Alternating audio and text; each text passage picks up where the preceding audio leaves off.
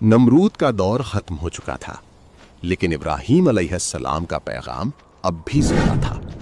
बाबुल के टूटे हुए बुत और सुनसान मंदिर इस बात की गवाही दे रहे थे कि झूठ ज्यादा देर तक जिंदा नहीं रह सकता।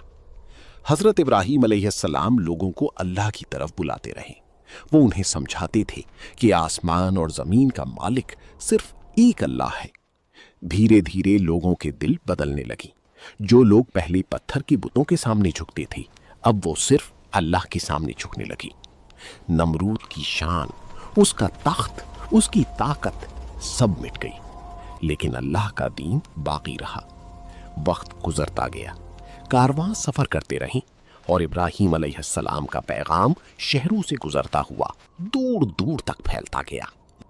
आसमान भी उस सच का गवाह था कि हक को कभी मिटाया नहीं जा सकता।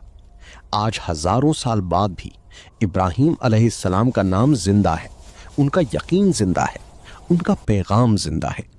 जब भी कोई इंसान मुश्किल में सिर्फ अल्लाह पर भरोसा करता है, जब भी कोई हक के लिए खड़ा होता है, वहां इब्राहीम अलैहिस्सलाम की कहानी दोबारा जिंदा हो जाती है।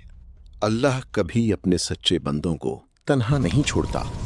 आग भी उसके हुक्म की गुलाम है, हवा भी उसके हुक्म से चलती है और पूरी कायनात उसी की कुदरत का निजाम है। झूठे माबूद हमेशा टूट जाते हैं, तकब्बुर हमेशा मिट जाता है, लेकिन हक हमेशा रोशन रहता है।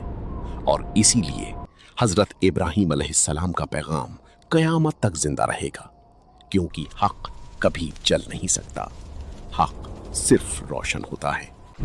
अगर आपको ये इस्लामिक सिनेमैटिक सीरीज पसंद आ रही है तो चैनल को सब्सक्राइब करें और बेल आइकॉन जरूर दबाएं।